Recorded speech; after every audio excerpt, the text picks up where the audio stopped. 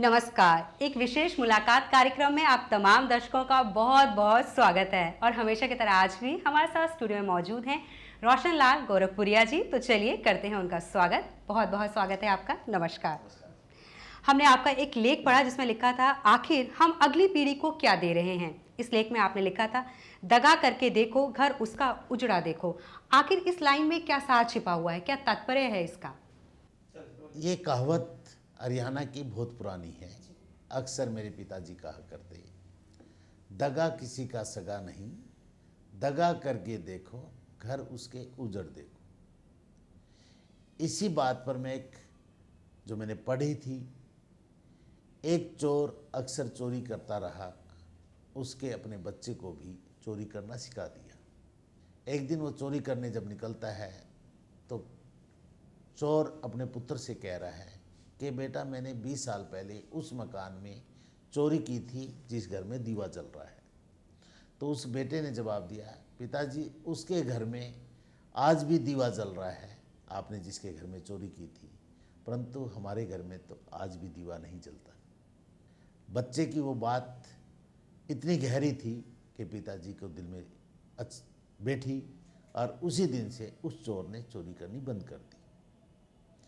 इसी तरह एक कहावत या मैंने पढ़ा था पुराना, जो अपने पत्नी के कहने पर, जो पति अपने पिता की शमशान मतलब उसको जीते जी ही दफनाना चाहता था, साथ में उसका बेटा था।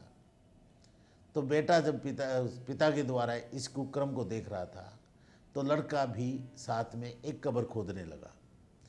तो पिता पूछने लगा, बेटा ये कब्र क्यों खोद रहा है?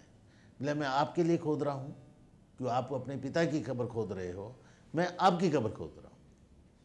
तो उस दिन उसके दिमाग में आया कि मैं क्या कर रहा हूँ। आज समाज का वो व्यक्ति अपने पुत्रों को, अपने बच्चों को, आने वाली पीढ़ियों को क्या दे रहा है। आज शराब की बोतलें, शराब की दुकानें खुले बाजार में खुल रही हैं, और जिस टाइप के हम स्लोगन पढ़ते हैं मीडिया के द्वारा, फिल्मों के द्वारा, हम नई पीढ़ी को क्या दे रहे हैं। रिश्ते तार तार हो रहे हैं, रिश्तों की मर्यादाएं खत्म हो रही हैं। आज गुरुकुल का स्थान कॉन्वेंट ने ले लिया। कॉन्वेंट का मतलब क्या होता है?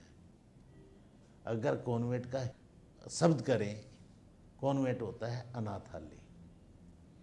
माँ बाप के होते हुए बच्चा कॉन्वेंट में पढ़ता है।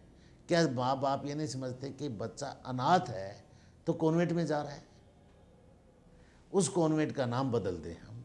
आज पब्लिक है, पब्लिक स्कूल है, क्यों कॉन्वेंट कहते हैं हम इसको? मेरा बच्चा तो अनाथ नहीं है, आपके बच्चे तो अनाथ नहीं है, हम अनाथ कैसे हो गए? माता पिता के होते हुए बच्चे अनाथ कैसे हैं? पर हम बच्चों को भेजते हैं कॉन्वेंट में, अनाथालय में।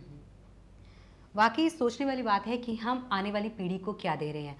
आज हम देखते हैं कि अगर हमें अपनी कोई भी मांग पूरी करनी है तो हम हड़ताल का ज़रिया लेते हैं, उसी को एक हथियार बना देते हैं। हम लोग हड़ताल पर बैठ जाते हैं कि नहीं, हमें अपनी मांगें पूरी चाहिए, हम अपनी मांगों को पूरा करके ही रहेंगे।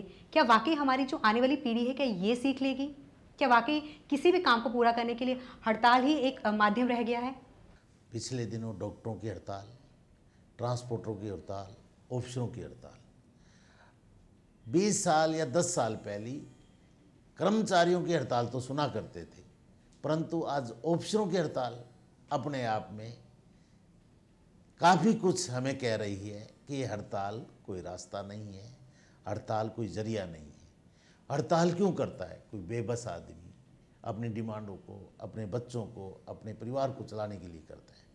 जायज़ या नाजायज़ डिमांड की हम नहीं कह सकते। एक बार जब जायज़ डिमांड पूरी हो जाती है हड़ताल के द्वारा, तो वो नाजायज़ डिमांडों के लिए भी रास्ता हड़ताल का ही अपनाता है। तो इसलिए सरकार को या समाज को ऐसा कोई कार्य नहीं करना चाहिए जिससे कि आने वाला जो देश के लिए, धर्म के लिए और समाज के लिए घातक हो। जी, एक और बात है कि क्या कारण है कि आज की युवा पीढ़ी जो है वो सामाजिक संस्थाओं से जुड़ना ही नहीं चाहती है?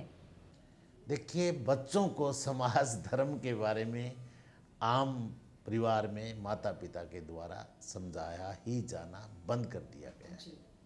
और मैं भी इस काम में, इस कार्यक्रम में आता हूँ, तो मैं नहीं समझता कि मेरे परिवार के या मेरे फैमिली के लोग लाइक करते हो या समाज के कोई लाइक करते हो।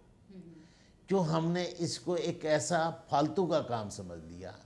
धर्म की बात में 60 साल के बाद बात करेंगे हम, समाज की बात क्या होती है हम जानते भी नहीं। ये सब एक ऐसा आ गया, आधुनिक में, एजुकेशन में समाज की बातें गौण होने लगी है। जैसे मैं इस धर्म की तरफ चला, इस ज्ञान की तरफ बढ़ा, तो लोगों ने कहा भाई अभी कौन सी उम्र हो गई आपकी जो इस रास्ते पे चल रहे हो, अभी तो आपको बिजनेस में, परिवार में करना चाहिए। तब मैंने कहा था भगवान के यहाँ सड़ा हुआ फल नहीं चढ़ाया जाता।